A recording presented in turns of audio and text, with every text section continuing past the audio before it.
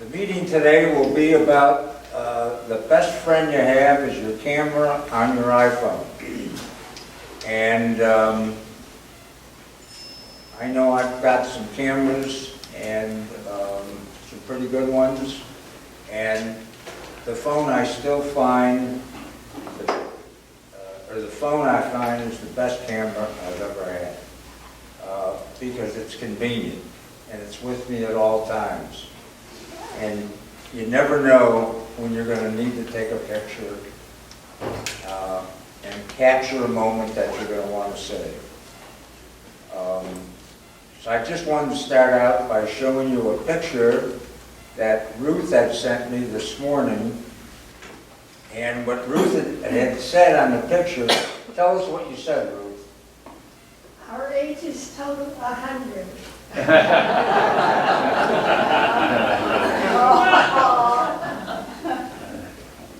So I thought that was really cute. And it was, so I sent Ruth an email back, and I said, who are you referring to? Who's 97? You were the kid. Anyway, that's just, that's sort of, is the meeting today is just what a, I mean, when you think about it, what a great thing has happened because of the camera in the iPhone. It gives us the ability to take pictures anytime and anywhere. And now it takes the new phone, as each phone gets newer, the cameras get much better. And I would say at this point, the quality of the pictures is outstanding. Still has something somewhat to be desired when it's taken in a dark atmosphere. Okay. So I want to start here. And I'm going to still try to figure out at the end of the meeting how to, maybe we can use AirDrop. Somebody could try to figure out whatever I have to do that. Why capture photos with your iPhone? And I had done some searching work on this whole subject, and here are some things I have come up with. The best camera is the one you have, and we always have our iPhone with us. And I personally have taken pictures like this that have just, you know, during the day you see something that you just need to take the picture of, and here's a horse trying to get into a tour bus, I guess.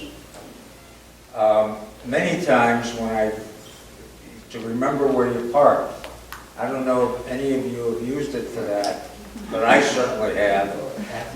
When you get into any of these large parking garages, many times when I go to a doctor's office by the hospital, and I've got to use that large parking garage, I sometimes am concerned that I'm not going to remember where I park, and I'll take a picture. Or I'll take a picture of a street sign if I'm parked on the street. And so, or even in a Costco parking lot, many times I'll go into a Costco or a Target or a Walmart, and in the process of shopping, I'll forget totally where I parked. And years ago when I was in retailing, I had that happen to me in Chicago, in I think the Woodfield Mall, and I think there's probably room to park 200,000 cars, and I had to wait until the mall closed. So you can save yourself a lot of time and energy by taking a picture of where you park. Here's a picture, I guess, of a bridge that reminded this person of the Golden Gate Bridge. Here's a picture of, you put on here when you've made a new friend. an alpaca, and a horse.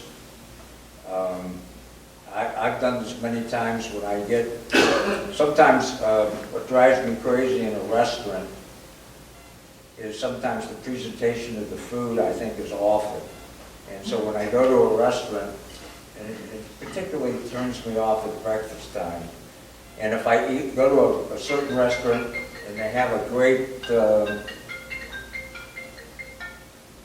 presentation of the breakfast, I don't know why my wife calls me every week at this meeting. Checking. We've been married 14 years, and for 14 years I've been coming to the meeting. And for 14 years she calls me and apologizes. Anyway, I sometimes take a picture of a meal to take to another restaurant and say, show them this is how you should present the food when you bring it out. I'll bet they love that.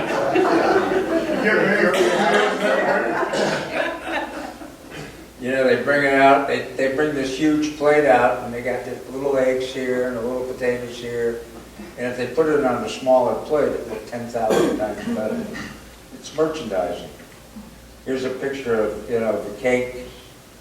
A lot of times when I'm walking around in a lot of different restaurants or bakeries or things like that, or when I remember when we first got married and we went to New York a few times, there's some just terrific presentation of food in the city of New York, and I enjoy taking pictures of them. And here's a picture that somebody used for mapping. This was in Italy, and of course what's great about the phone is you can share your pictures instantly with anybody that can get an email or a text, and it's a great way to stay in touch. And here's a picture of a guy on a motorcycle, probably in Taiwan or Korea, and you see that often in the Orient, where they really transport a lot of product by motorcycle. And then just a great underwater picture. Your phone, by the way, your phone will take underwater pictures. You can get these underwater housing units, or you can just try it. With ample care. I would assume, within 4 or 5 years, they'll probably figure out a way to make these phones so they can go down to like 30 feet. And I mean, just all kinds of exciting things you can do with your camera. George, We're going to try to show some of your own pictures. I Yes. have a question, Marcia. If you get a text with a picture and then you save the picture to your camera roll, but you leave it in the text, is it taking up twice as much room as if you deleted the text? You understand?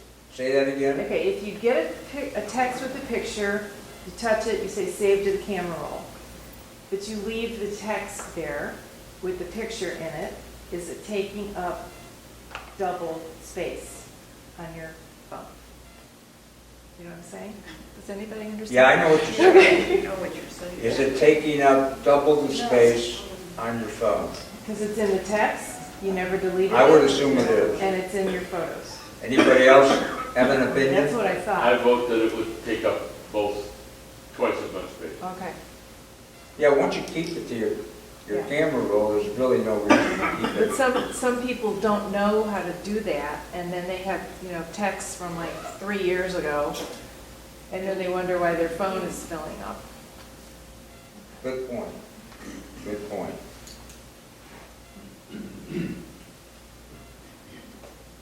Okay, I wanted to go through a few videos. And now we come to a camera that is so easy to drop. that- I want to approach this a little differently.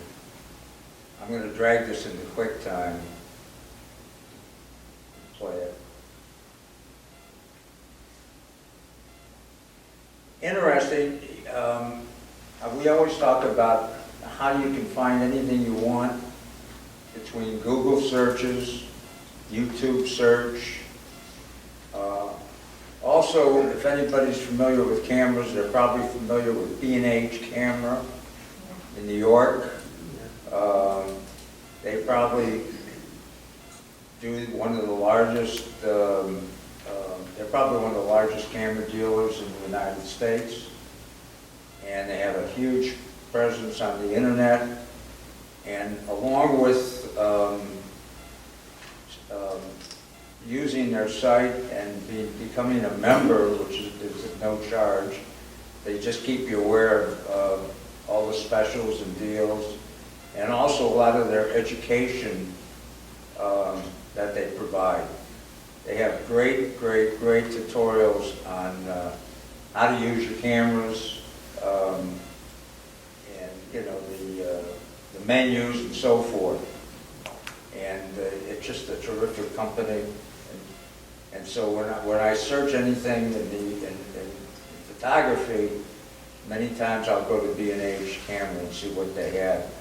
Or actually, they're all on YouTube also. So between YouTube and Amazon, you can find out, or not Amazon, YouTube and Google or Yahoo, you can find out about anything you want. And now we come to a camera that is so easy to drop, that is so fragile sometimes, but that actually takes remarkable photos. Can everybody hear? And it's an interesting evolution, I think, when it comes to photography. I used to have two mindsets with my photography. There was my point and shoot photography, and then there was my SLR photography. You know, the silly tourist stuff and the real photography. And I started to come around partly when I realized that I was carrying my iPhone in a lot of situations where I was not lugging my SLR around. And perhaps more importantly, things changed for me. I lead photo workshops, I take photographers to really beautiful places and try and help them get better images. And we led a photo workshop this past year in Rome. We go to all these cool places. I absolutely love Rome, so it's a fascinating place, fun place to take photographers around and show them cool stuff and encourage them to photograph it and give them tips on how to photograph it. With my big, heavy SLR, very professional camera, very professional photographer. I know what I'm doing. I've got this all covered. And then my wife comes over to me with her little iPhone. And, hey, look what I got. And how did I respond? Wait, where is that? I need to take that picture too, with my real professional camera. And as you start to open your mind up a little bit and accept the iPhone as a great camera, I think it opens up a whole new world creatively as well. So we'll talk a little bit about that today. Bob, you do a lot of this, go on these trips with photographers. Yeah. Do you find that happens very often? Occasionally. Right. It Do depends- you happen to know this Depends guy? what end result you want. Do you happen to know this guy that's speaking? I recognize the face and I was trying to figure out the name Grady or... But I think one of the things to keep in mind is that there's not a single motivation for capturing images with an iPhone. Some photographers are using an iPhone because they forgot the real camera, or they broke the real camera, or the real camera was stolen, or what have you. Some photographers are using the iPhone because they don't realize the potential of what they're photographing right now. This is a casual shot, and they didn't realize this was actually going to be an amazing photo. And some photographers are using their iPhone literally as their exclusive camera. And I think all of that is wonderful, because to me, what's most important is the image. Why would you capture photos with an iPhone at the risk of having other photographers speaking about you in a derogatory way? Well, there are many reasons. Sometimes it's just about what's the camera you have with you. The very best camera in the world is the one that you actually have in your hand so that you can capture a cool moment. My SLR was in the car because I was just checking things out. We're on this little col in the south of France and wanting to see what sort of views we might have. You can probably tell a little bit it's foggy in the background. And then this big old horse tries to get on the tour bus. I don't have time to run back to the car and get my real camera, so of course I'm going to grab a snapshot with my phone. Is that fun or what? So remember where you parked. Oh, I've done this on more than one occasion. I can go through my library and find all sorts of pictures of my parking spot or the section of the parking structure. The only problem is the GPS receiver doesn't work, so I can't just look on the map and see where it was. I gotta actually be able to get to the parking structure, but then I can just look at my iPhone and figure out which floor I parked on. For selfies, of course. Now, being modest as I am, I didn't have any selfies that I could share with you today. You're welcome. A quick snapshot memory. So some of you might recognize the sign on the left. It's a little bit covered up by stickers, but that is the summit of Mont Ventoux. It's a pretty famous mountain in the Alps. In the Alps? In the Pyrenees? Okay. Is it Pyrenees or the Alps? Somebody? I don't remember. It's French. So is it in the Pyrenees or the Alps? Because both of those are in France. I don't even remember now. But it's a really famous climb that I don't remember the details of. It's often featured in the Tour de France. And so I'm up at the top of it. How did I get to the top of a world-class climb that is included in the Tour de France? I drove and took a picture just to say I was here. Someday maybe I'll come back on a bicycle. Who knows what that bridge is over on the right-hand side? Where can you find that bridge? San Francisco, California, Golden Gate Bridge. Wrong. Anybody else? No, it's a smaller scale, essentially replica designed by the exact same guy that's in Lisbon, Portugal. Guess how I knew that? I looked it up after we crossed the bridge because I had no idea it was there. We approach it. Hey, look at this. This is like the Golden Gate Bridge. I got to take a picture of this. That's my reaction to everything that I see that's cool. I got to take a picture. I wasn't going to screech to a halt on the bridge and jump to the trunk and grab my SLR. So instead, the camera that I've got with me and grab a photo, snapshot with the SLR. Prints will be available of that photo. But I like that I have it because it's kind of a cool, fun memory about this experience of discovering a bridge that you didn't even know existed. When you make a new friend. This is a smaller horse. This is probably, the offspring or the, second cousin on the left here of the horse that was trying to get onto that tour bus. They were pretty friendly. And this alpaca that was in Michigan, actually. Is that adorable or what? Somebody needs to specialize in alpaca photography because they're just adorable. The document great copy, right? Of course, how many times have you been in a restaurant, coffee shop, whatever it may be, and somebody else, not you of course, because you have more dignity than that, just like me, because, here's my picture of coffee. But photographing the stuff that you see, just, hey, I had a cool cup of coffee, I'm preserving a great memory. The dessert, of course, was phenomenal. And the tiles on the table, and whatever it might be, you see something cool, and so you're just snapping it. To mark a photo spot on the map. This is actually one of my favorite uses, and I've been doing this for a long time, using my iPhone to make a note of where something is so I can return later. Because I don't always carry my big heavy camera bag with me. Sometimes I'm wandering around. We were just on our way to lunch. I don't need to bring the big heavy camera bag. I just want to go enjoy lunch. And then I see this cool little spot. This is also known. I want to remember where this is so I can come back later in case I forget the name of the winding street and how to get there because I'm going to get lost at some point. And so I take a photo. As long as your iPhone is not in airplane mode, if you take a picture, there will be GPS coordinates embedded in that picture. Now it does take a few seconds for your iPhone to acquire the satellite signal. And of course, if you're inside a parking garage desperately trying to remember where you park, it can't see those satellites, so your phone's not picking up a good enough signal. But by and large, if you're outdoors and you wait a few seconds, if you've just turned off airplane mode, or if you just don't enable airplane mode, so when you're just wandering around your hometown, then you just use your phone as a camera in the normal way, and GPS coordinates are embedded. Sometimes traveling internationally, or you're trying to save your battery, you might switch to airplane mode, then the GPS receiver is disabled, and you will not have that benefit. But then you can use software later to view that location on the map. So I happen to use Lightroom to manage my photos, for example, and so here's that exact same photo.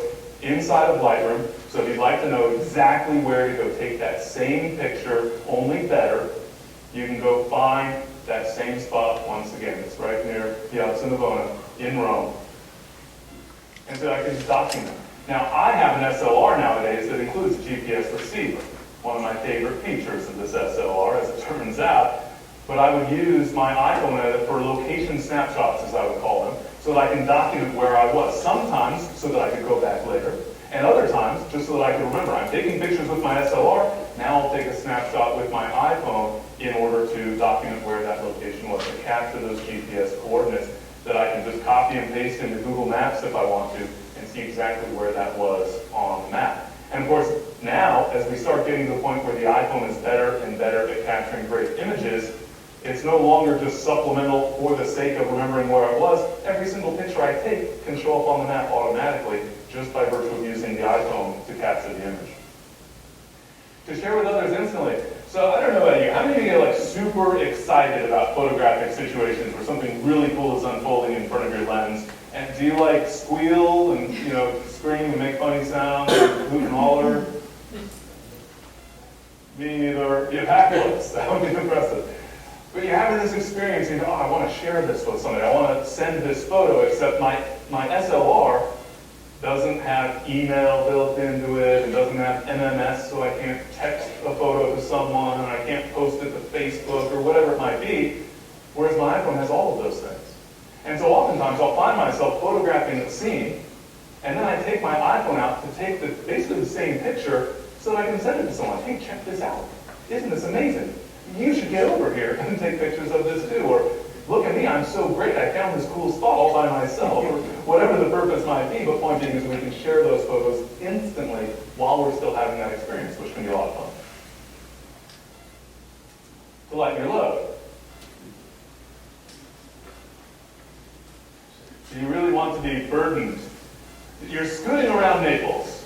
I don't recommend it. You're scooting around Naples, Italy. Look how many bags and boxes, and he's delivering fresh vegetables, by the way, which I think is just hilarious. Kind of burdened by a heavy load versus this iPhone that can literally fit in your shirt pocket.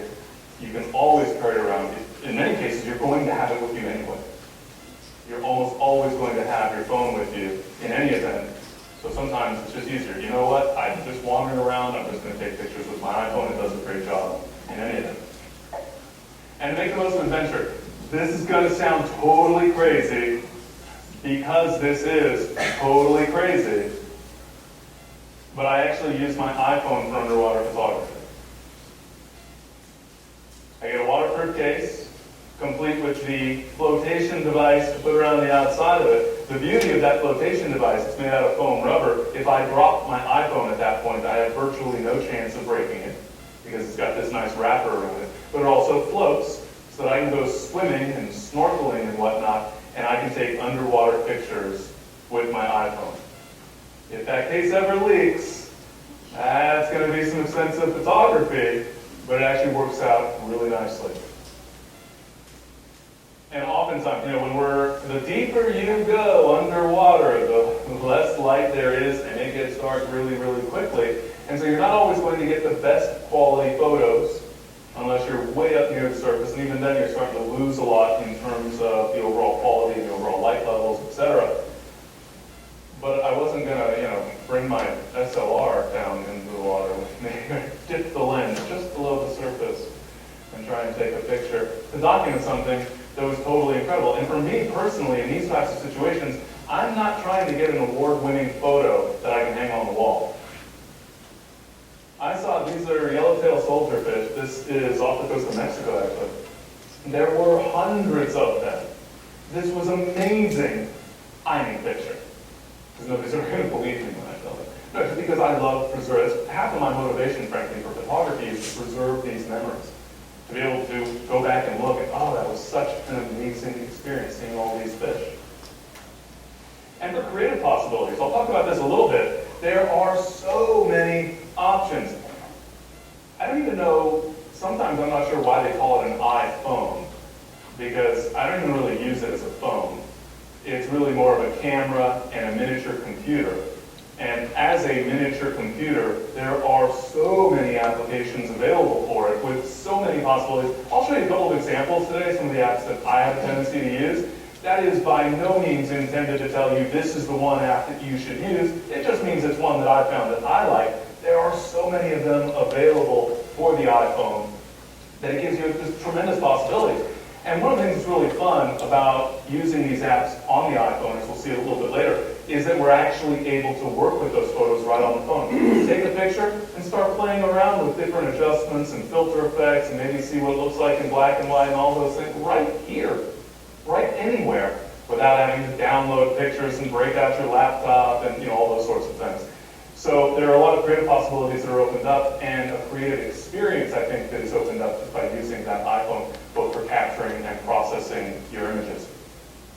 So I want to share a few tips. We won't go in super deep here in terms of iPhone photography, but mostly tips aimed at helping you work a little more efficiently and helping to make sure that you're getting the best possible results if your aim, which I hope it is, will be to make some prints of some of your favorite images.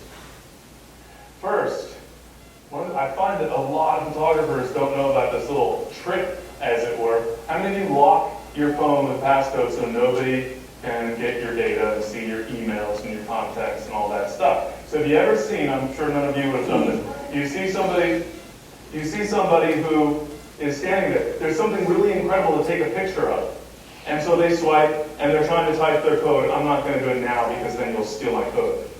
And they type in their code, and then they accidentally typed it wrong because it's a bright sunny day and they couldn't quite see it very well. So now they got to type again, and now they're off by a digit, and now they've missed their picture. So a real nice handy tip. Down at the bottom right corner of the phone, you can see that icon of a camera. So all you got to do is make sure you can actually see your screen, so push your home button, for example, and just swipe up on that camera icon. So the camera icon, and just swipe upward, and you've got yourself in camera mode now. Look, I can take a selfie, but I will not. And the camera comes up instantly. Now your phone is still locked. The only pictures you can actually see at that point in time are the pictures you're taking during that session. So if you go to review your photos, you're not going to see the pictures you took 5 minutes ago. You're only going to see the pictures that you took during that session while the camera, the phone, is locked. You'll have to enter your passcode or use your Touch ID or what have you in order to unlock the phone if you want to see everything else. So in a sense, your phone is still locked. The only pictures you can see are those pictures that you take during that little session of quickly activating the camera. A wonderful quick tip, one that I really highly encourage you to commit to memory if you didn't know about it already, because it's a really good habit to get into where now you don't have to stop and think about it. It just happens automatically. Only zoom with your feet. This is huge. I tell photographers this, and then I see them with their phone doing a little pinch, right, to spread it out. And I just got finished telling them, don't zoom with your fingers, zoom with your feet. But of course, there's some dangerous thing in front of them. They can't possibly cross this, whatever it might be. Maybe it's a New York City street. They're not going to cross it, so they're just going to zoom. Just this one time, they're going to make an exception. Don't. I know you have some rationale sometimes. The only reason to zoom on the phone with your fingers is if you are trying to reduce the quality of the final photographic image. If that is your goal, please zoom to your heart's content in order to reduce the quality of your photos. Maybe you're going for kind of a little retro look. Totally cool. But if you want the best quality image, do not zoom with your feet. Do not zoom with your feet. Do not zoom with your fingers, only with your feet. Get closer. Or just accept the fact that you've got a wider view and you'll crop it in the computer later. I promise you, cropping in the computer later, or even in your phone later, will give you a better quality result than zooming in when you're actually taking the picture. So if that's a habit that you've had, I encourage you to get out of that habit, and as much as possible, try to get closer to the subject by walking toward the subject. Favorite bright lighting conditions. I know this one is not always so easy to obey, so to speak, because when something happens, the lighting is what the lighting is, and you can't say, well, we'll wait until after sunrise, and then we'll take the picture. You've got something in front of you. But as much as possible, keep in mind, the iPhone takes remarkable photos. Photos of excellent quality until it starts to get dark. As soon as the light levels go down, the quality goes down significantly. So as much as possible, when it comes to photos where the quality matters, you want the best possible image quality, by all means, try to favor brighter light conditions. The more light you've got, the better that final print is going to be. So yes, of course, I recognize there are circumstances where it's just not possible for you to take the picture under daylight conditions. Just recognize that your print will not be of as good a quality as a result of that. Manually adjust exposure. So a couple other tips I find a lot of photographers are not aware of. These are relatively new features in the cameras that are available, the camera app, I guess I should say, within the iPhone. But you can manually adjust the exposure. So many of you have perhaps seen this already. When you tap, so you're going to set your focus and your exposure. So you're framing up a photo. You've got some key subject that you're photographing. You tap on that subject so that the exposure and the focus are set based on that subject. So maybe I have a person that I need to photograph. It's backlit. The background is very, very bright, but all I care about is the person. I'm okay with the background getting blown out because it's all about the person. So I tap on the person right on my screen so that the exposure and the focus is set based on that person. Well, I imagine most of you are already familiar with the little box. So you can see the yellow box here that shows up when I'm tapping on the screen. But now you'll also find this little slider over toward the right of it with that little sun icon, and you can drag downward to darken and upward to brighten. So with a photo like this, for example, I might want to be very careful not to lose detail in the clouds, relatively bright area of the scene, even if it means the shadows are going to be a little bit dark. Or maybe this is a picture for Tractors Weekly, and all that matters is the tractor and every little bit of detail about the tractor. Therefore, I'm going to brighten up that image by dragging upward on the exposure adjustment so that I'm going to see all that shadow detail for the tractor, even if it means the sky might blow out. Because in many situations, it's not possible for my DSLR or an iPhone to capture the full range of highlight and shadow detail, the brightest areas and the darkest areas of the scene. So you're going to have to compromise a little bit, and you can adjust that exposure manually now, which is a tremendous advantage, just being able to fine-tune it. Sunset, darken it down a little bit. Sky's pretty bright, foreground's pretty dark. Well, what's more important? In most cases at sunset, it's what's going on up in the sky that's really important. So bring that brightness down to optimize for whatever is the most important area of the frame. So again, just by tapping, and then you can see the little slider over to the right of that auto exposure and autofocus box, and just drag directly on the screen, upward to brighten, downward to darken. We can also lock that exposure and autofocus. So we've got a key subject. We've done this many times, right? We have the key subject that we're going to focus on, tap on that subject, and then pan upward because the sky is beautiful and I want to include the sky in the frame. And now the camera says, oh, I'm smarter than you, and I'm going to adjust the exposure based on the bright sky, so now the person or whatever it was in the foreground that I was photographing gets silhouetted. Well, I can tap and hold. So tap and hold your finger on the screen of your phone for a moment. That will set the focus and the exposure, and then lock it. And you will see up at the top of the screen here, you see that AEAF lock, meaning auto exposure, autofocus, lock. That exposure and focus setting is now locked for that scene. So I can set my focus and exposure based on the foreground subject and pan up to reframe or to the side, reframe the overall scene however I want to. Remember, auto exposure is based on bright light or dark values, the brightness, the overall luminance in the scene. Focus is based on distance. So if I set my focus based on a subject in the foreground, and then I say, you know what, this is so beautiful, I want to back up a little bit to get more of that scene. Now I'm not in focus anymore. Now granted, the iPhone, because of the relatively short focal length, etc., you're going to get lots of depth of field in general in any event, but if you're very close to a subject and the background's out of focus, that little bit of distance can make a big difference in terms of the focus. So you can lock that focus, but then remember, focus is based on distance to the subject, so don't go changing that distance to the subject. And it's especially important, again, for close-up photography, when you're getting really close to that dessert or coffee that you're photographing on the table, or you're really close to a person or some other object. That's where it's really going to make the biggest difference. If it's a landscape scene, you don't have to worry about it quite as much. Get stable. Now this serves two purposes in my mind. Number one, obviously, it probably goes without saying, able to get a more stable shot. So if you're on, if you're moving, you're shaking, you're just not that stable, you're reaching, whatever the case might be, just getting that phone and being able to lock it down in a position, even something like this, you got these articulating legs on some of these travel tripods, you can wrap it around a post or a tree branch or something like that. But anything you can do to get that camera stabilized, especially under relatively low lighting conditions, when it's relatively dark, it's going to be that much more important so that you're not introducing motion blur into the image. So try to get that image stabilized as much as possible. The second benefit there, in the circumstances where it would otherwise be beneficial to stabilize your camera, to put it on the tripod, I also find that those tend to be the more precarious situations. So if I can get a tripod with articulating legs that I can wrap around something so that I don't have to try and lean over and get up like this, and because they make the phones really slippery these days, so it's not my fault that I dropped it, it's the phone being slippery. But the more I can avoid those types of situations just by stabilizing the phone, so much the better. And another great trick as far as equipment, use a cable release.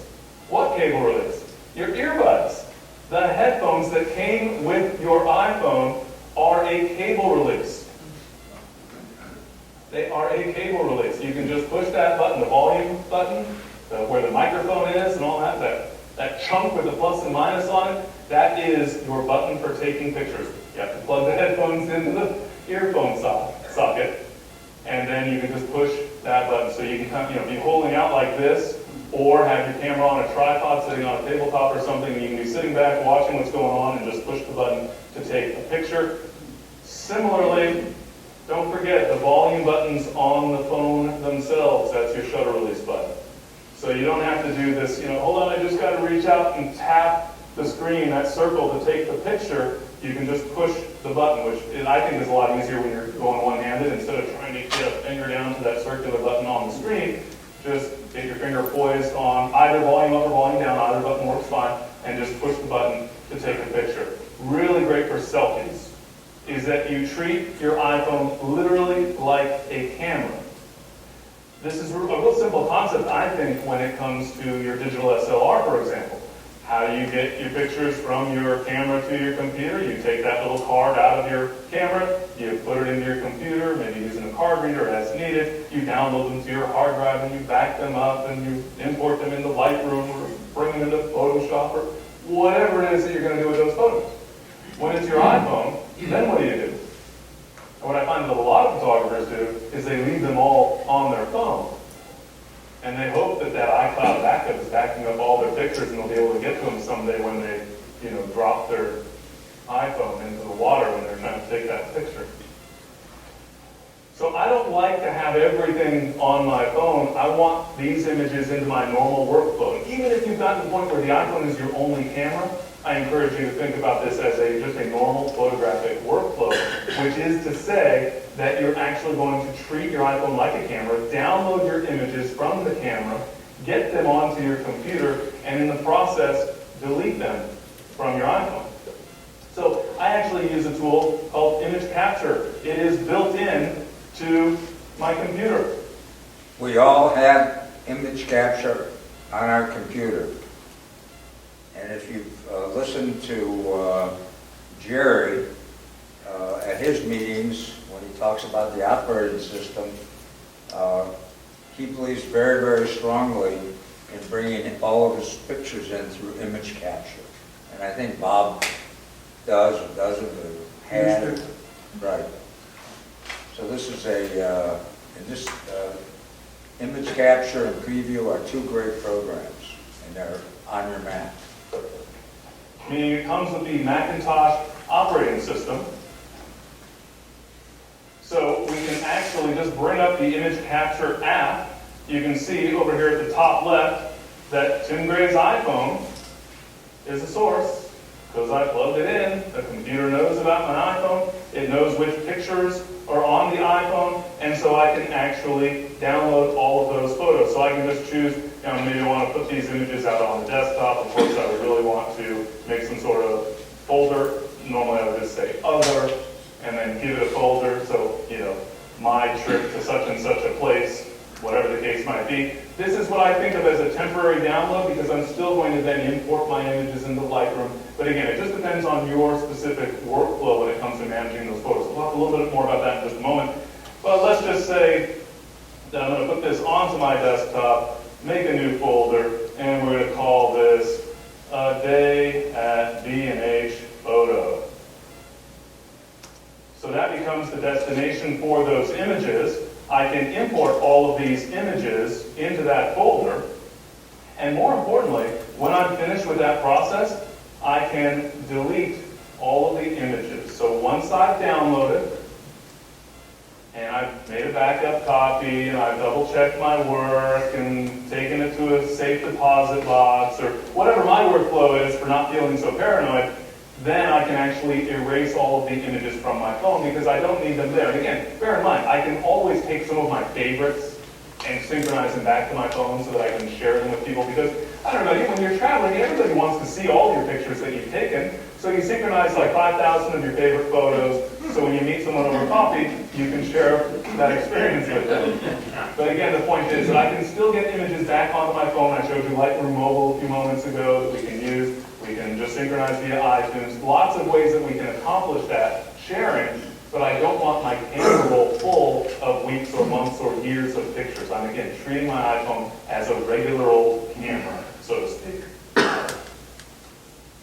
Hey everyone, welcome back. This is Dan from DHTV, and today we're continuing the iPhone 6s and 6s Plus series. If you've missed any of the previous videos, you can check out the link in the description. Today's video, I'm going to be going through everything you need to know about the iPhone 6s and 6s Plus camera. So how to use it, how to take awesome pictures, and how to change the settings, because there's a lot of new settings with this camera. Let's get started. So for those of you who are new to the iPhone, we'll just go through a couple of basics here, and then we'll get into the more advanced features and abilities. First, we'll just show you how to open up the camera app. So from the lock screen, you have the camera icon, bottom right. You can swipe upwards and it'll open the camera. You can also do this if you're already on your home screen. You just access the camera application and it'll open it up. Now, we'll start by taking photos. It's very simple. You can do this in 3 ways. You can tap right here. It'll take the photo. You can press on the volume rocker to take the photo. Or if you have your headphones plugged in, you can just press in the middle and it'll take the photo for you as well. Now, with that being said, you want to take your photos not like this, so your volume rocker is not on top. You actually want them on the bottom. Yeah, we've had questions in the discussion group about this, so hear what he has to say. It particularly affects when you send these pictures to PC people. Okay, so your camera is actually facing up. And it's awkward to press the volume rockers on the bottom, but that's the way Apple's done it. If you do it the other way in a Windows computer, your pictures are going to show up upside down. And that's a very common problem that people have. And it's something that's a little bit annoying with the iOS camera. Now that that's out of the way, let's just go through a couple of modes here. So if we put this fancy duck here, right in the middle, what you can do is tap anywhere to focus. So if you want to focus on the duck, tap to focus. If you want to focus on something in the background, tap to focus. You can see it blurred out the duck a little bit. Once you've got what you want to focus on, you can just tap to take your picture. When you're focused, you also have an exposure section here. If you swipe up and down on this little sun, it'll darken the picture or brighten the picture. And that's a very simple tip here, and it'll just help you to get better pictures. Honestly, I most of the time just leave it normal. Tapping away will bring it back to default. Now, if you want to lock the focus at any time, so you can just specifically have the focus and move around, but it's going to stay in that position, you just hold your finger on the specific section. It'll lock. You'll say AE/AF lock up top. And now you're locked on, so no matter what, you won't move while your camera's moving around. The focus is staying in that one place. And you can do what you want, take the photo, and it's taken. Now with the iPhone 6s and 6s Plus, we have a new feature called Live Photo, and that's up top. You can see it's yellow. When it's yellow, that means Live Photo is on. And the way Live Photo works is when you take a photo with Live Photo on, we'll just go and take a look at this one that I took.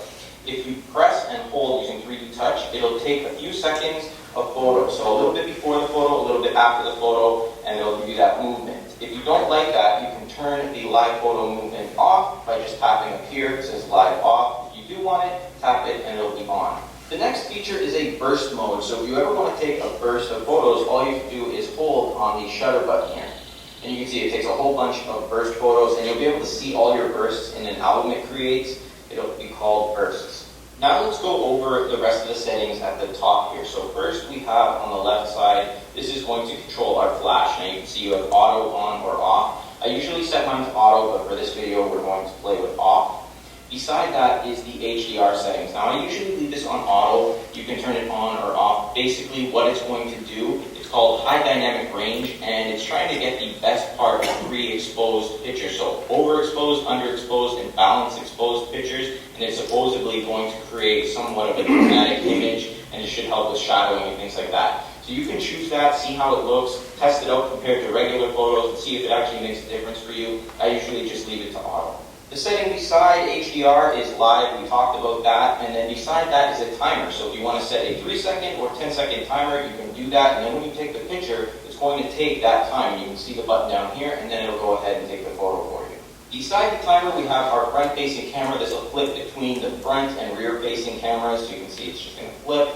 Now you can see me, you can access pretty much everything the same way. Some features aren't available on the front-facing camera, but everything I'll show you pretty much will work on this camera as well. On the bottom, we have our photos. You can tap on that and see the photos you've taken. You can also use 3D touch by pressing and holding and then scrolling across them like this, and then it'll take you back when you let go. And on the right side here, we have filters. This is very much like Instagram, so you can change the filter, but you get to see a live look of what it'll look like with all the different filters. Now let's scroll through the different modes here, and it's very easy to do so. You just swipe to either the left or the right to go through each one of the modes. We'll go through each one individually, and we'll start with the panoramic all the way to the right. Now this is going to take an interesting photo.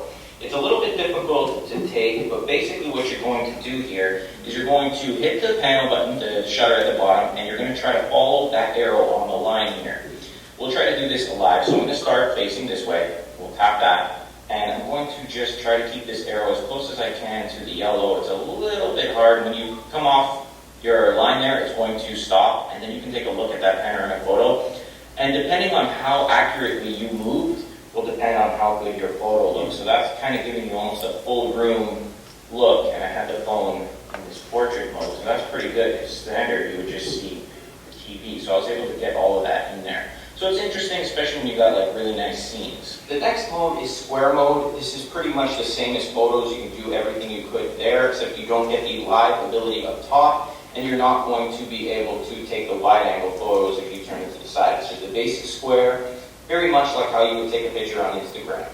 So back over, we're in photos, we looked at that, and video. Now video's gotten some changes as well. You can do pretty much the same things, but you can see at the bottom it says 720p. I'll go over that in the settings, how you can change that to either 1080p as well as 4K. We'll look at that in the full settings setup here, which we'll just check out in a bit. But again, you can turn a light on up here. If you turn it on, it'll light up in the background. I'm not sure if the camera picks that up, but if they turn on the lights for you back here, sorry for blinding you.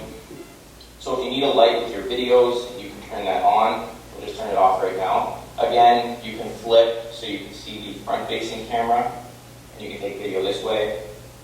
On the bottom, you have your photos again, you can take a look at, and then tapping to focus, same way. You can lock your focus just by holding, and they'll say that lock up top. Again, your exposure, you can play around with that, and it's very much like how you would take your photo. Now, if you move over, we have the slow-mo, and this is going to take a slow-motion video. So what we'll do is we'll just tap on slow-mo, and I'm going to create something that's going to sort of go by, and hopefully this picks up and works good on video. So you tap slow-mo, and it's going to slow-mo the video that goes across. So stop it, and if we take a look here, if we watch the video,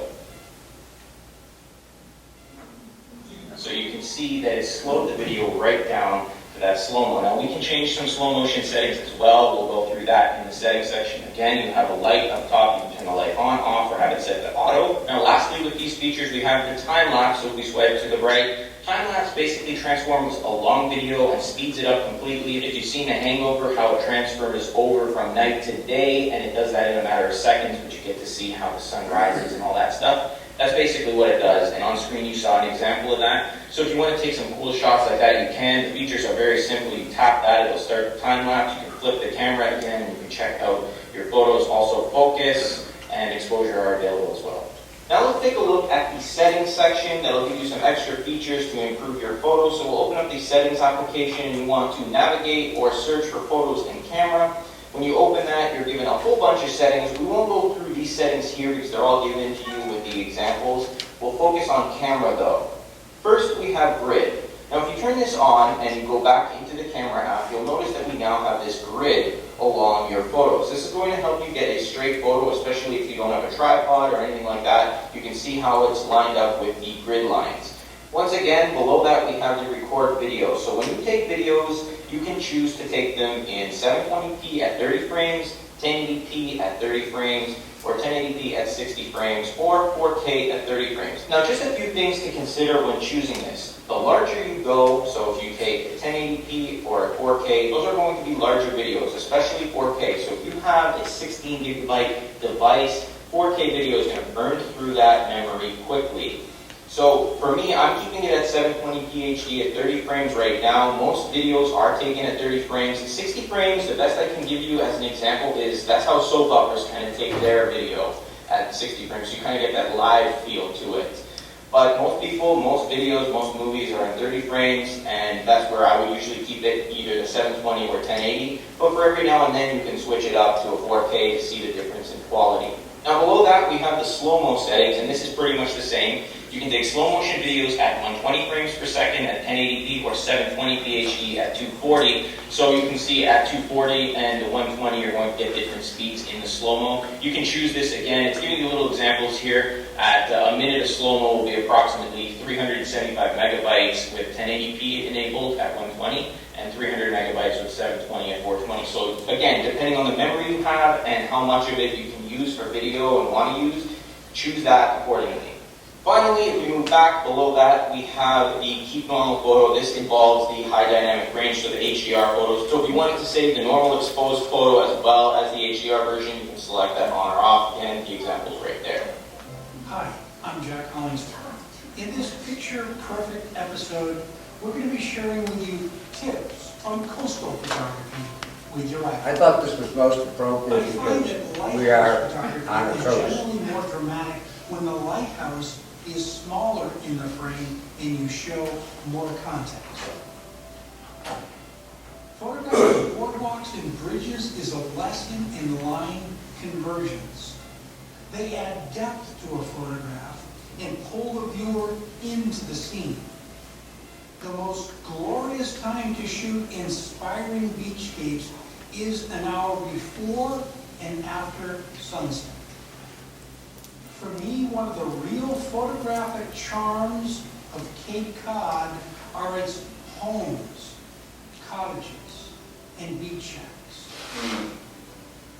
Even when I'm on vacation, I find myself beginning the day at various harbors.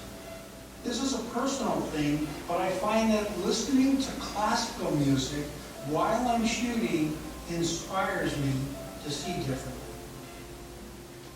It really doesn't make a difference to me whether I'm shooting Cape Cod or anywhere. I'm attracted to design in photography. So much of mobile photography has little to do with your capture device and more to do with how you see the world. My dad was a full-time teacher and coach and a part-time summer lobster fisherman, so I learned at an early age to love lobsters. If I see a lobster pot anywhere, I'm going to stop and shoot it. It's the law of attraction. Shoot what you love. Nature photography is at its finest in most coastal regions. For me, I am always in search of those quiet moments. What exactly is it about the open road that photographically pulls you in? It's an invitation to journey, to go somewhere. There is something so very magical and powerful about connecting with your place of birth or residence. It's primal. And And when done intentionally, it can yield some memorable and moving moments.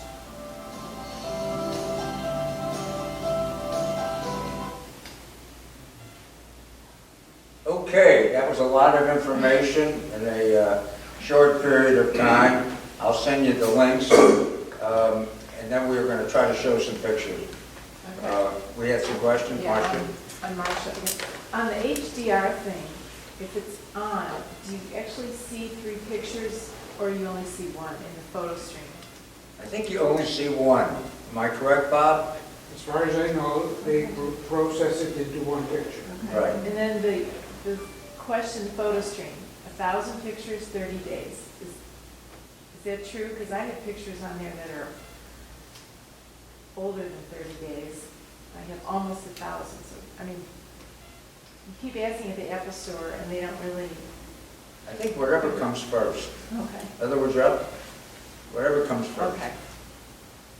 Yes, Bill? Bill, nice. I have a 5E, I believe, and I don't get this volume control. Is that available on the 5, or is it just the 6? The shutter for the I volume. mean, taking the picture with the volume? It's right here. Yeah, I think it's, Yeah, that's all. it works. I think it does. I think it does. Marilyn here. A lot of the features that they were showing on the 6, if you have a 5, you can get apps that will give you similar features. You can check it out. There are tons of apps. But I do believe, though, that a volume did work on previous cameras. I'm pretty sure. it Yeah, did. I'm sure it did also. I have a 5S, and a lot of the stuff that he talked about is on the 5S.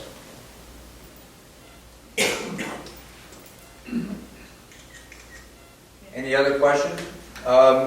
Yes. How do you add a caption to the photo on the phone? You need an app.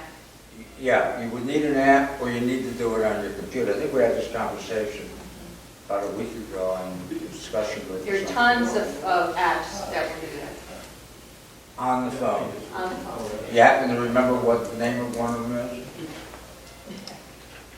If you ever want to know what, about every single app in the entire world, Marilyn's the expert. She's the app, Let me see if I can find it. iOS app expert. That's because I get that. App's gone free all the time. And she's always buying the free ones, that you Fonta, don't have to buy. George, George, Yes. Fonta will put your captions on there, FONTA, and it's been on apps gone free. Okay, F-O-N-T-A, F-O-N-T-A, Fonta, O-N-T-A. right. Photo studio, I think, is one of them, put text on it too. Photo studio. Posters is another one. Posters? Posters. Photo, S-T-E-R. Posters. I'll look through these and I'll put it on there. Okay. Yeah, she'll send us something to the discussion group. Okay, let's see if we can get these. Who's the, I have one question, please. yeah, go ahead. My name's Glenn. I was really struck by that photo that you introduced the program with Ruth and her great-grandson, I assume. It was so nice to hear her say that our ages add to 100. Can you capture that narration on a photo? Pictures and you put audio with it and you say what Ruth said, our ages total 100 on the picture that she took. I mean, is there a way of doing that? Well, we can make it into a movie, I a just asked video. this question. You can make it into a video. What, was that your question? Yes, I was interested in being able to attach narration to a photo. Can you attach narration? Verbally or just? Verbally, yeah. Yeah, that can be done with, yes, that can easily be done with a, just take a short 10-second video, Okay, or 5 seconds. thank you. And I think, actually, I think the video on the iPhone, I think is even far superior to the JPEGs. I mean, I think the video is just absolutely marvelous on an iPhone. Somebody called me the other day and they wanted to take a video of a skit they're putting on at this weekend at a yacht club function where I live. And basically, we just decided that the easiest way to do it would be just have somebody do it with their iPhone. And I mean, the iPhone is just the most convenient camera there is. Yes? George, I'm curious as to what people use to attach the iPhone to their bicycle. There's all kinds of gadgets out there. Where do you find them? Just Google it. Okay. If it's a bicycle, As like a matter of fact, the one he showed can be attached with the wraparound legs. Right. Those, they sell those at Best Buy or the Apple Store. Right, yeah. Or the dollar store. Is that the same one as their GoPro? Similar. Yeah. And then, I mean, but there's a ton of those accessories out there if you Google them. There's a way to attach the iPhone to anything and everything. okay. Yes. Of course, if it's specifically for a bicycle, I'd try an upscale bike shop like the Trek Bike Shop on Tamiami Trail North. Okay. But yeah, and if you Google or go to Amazon, there's every single kind of gadget you could ever want to attach the iPhone. And then does that, My name is Bob. On that wraparound type of tripod, there are two sizes. There's one for a large iPhone and there's one for a standard size. So you have to be careful which one you want. okay. Thank you. Also with those wraparounds, buy the more expensive and better one, because the loose one just. Yeah, I think it's called, isn't it called Gorilla? Yeah, the Gorilla is a good brand. Right. The cheapies are not reliable. And this was a picture. Can you tell us what it is? It's down in Utah, the Arches National Park. Oh, that's a great place to see.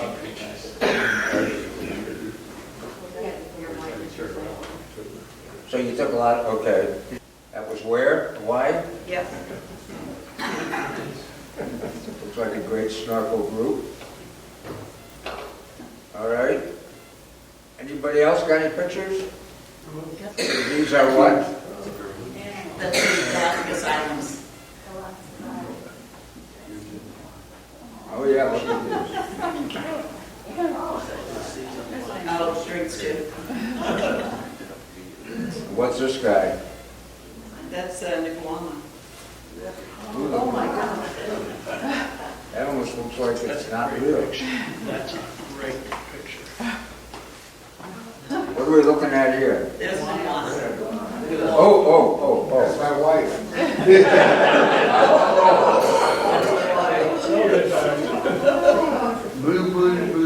Boobies. Great pictures. Great pictures. Sensational. Oh yeah, look at that. So they, you can get right up to them? Oh, yes. Oh, you can go inches. That's fun. You're supposed to be 6 feet away, but you go as close as you can.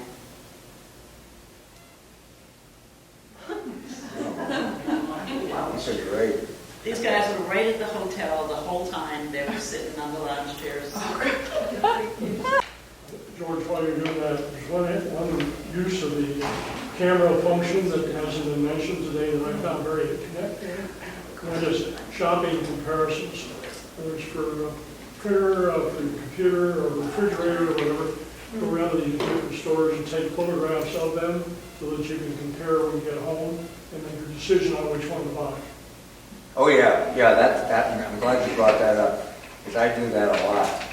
You just walk around, and the stores aren't going to pay any attention to you, because everybody's doing it. Just take pictures of, if you're shopping a refrigerator or whatever, just take a picture of it, and you in the leisure of your own home, you can look at all the different features and so forth, take a picture of a sign with all the features on it.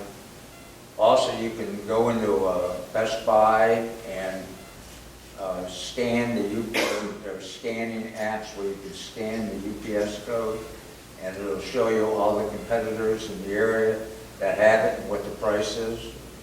I was in a Barnes & Noble once, and I scanned the book, and the book said it was available in Barnes & Noble in that store for $10 less than it was being sold for, and they went on with it. They went on with it. It just turned me off to Barnes & Noble. Another handy thing is to take pictures of when you get a new router or something like that of the information thing on the bottom. You'll set it up, and then someone will, you call Comcast, and they'll ask you for that information, and you're trying to stick your head under there. Same with refrigerators, any appliances, just take pictures of the information. Yeah, before you call and you want to know the serial number or whatever. Just take a picture of it and create a Many file. times you have to put down the phone and you're trying to talk to the guy and he's speaking some foreign language, and then you're getting underneath your computer and you're trying to see it and read it. You hit your head coming out. This one digit won't work. I had a serviceman come up to work on a dishwasher, wasn't working, took out his iPhone, took a picture of the model number, serial number, so he could report it. And that impressed me. You can also expand it so you can read it. What's that? You can also expand it so you can read it. Right. A lot of those numbers are so small that most of us can't see them. My brother called me once when I was in Michigan, and he said, do me a favor, take a picture. If you go to the cemetery, take a picture of our father's gravestone. And there it is. And you know, sunsets. Here's where I, live around a yacht club. Just see here. Here's a picture, I'm walking the dog and all of a sudden there's a squirrel. The baby. Where'd you get those? Costco with my grandkids. I mean, just my granddaughter in the elevator picked up the dog. The dog's helping me on the computer. The dog drinks beer. My daughter's at the, I was babysitting for the kids, so I had to take them to the orthodontist. So rather than just sit there with nothing to do, I was taking pictures of the dentist. Probably love that. Here's another 97-year-old. This is my A youngster. late wife's mother, her brother, the priest. We wanted to send a picture of this. I bought my daughter this Jewish star for her bat mitzvah, and my wife wanted to see it, so we took a picture of it. This is a picture. I have a sister-in-law who spent her entire life living on Venice Beach in a Volkswagen bus, and now she lives in Tampa so that she can keep an eye on her mother. And she actually has this, I think it's a dove, and she, when she's outside with it, she made a hat with a cage in it. She made that. And she walks around with the bird in the cage. What's that? She was have a strong neck to support all that weight on her neck. Well, it makes up for her lack of brain power. I'm driving. I get up one morning and I'm driving to Panera at like 6, and there must have been a something at Cape Canaveral, a rocket, and that's what it looked like in the sky. Now, how would you ever take a picture? If you just couldn't grab your iPhone. Picture of a bird on the car in a parking lot. I had that rash I had the rash from the iPhone, and I was planning on having Apple product for free for the rest of my life, but the damn doctor gave me something to put on it, and it went away. I was hoping he was going to amputate my hand. But anyway, that was the rash, and I wanted to be able to, I was getting ready for the court case, and hiring the attorneys and everything. And then here's a picture of Ruth again with the rabbi.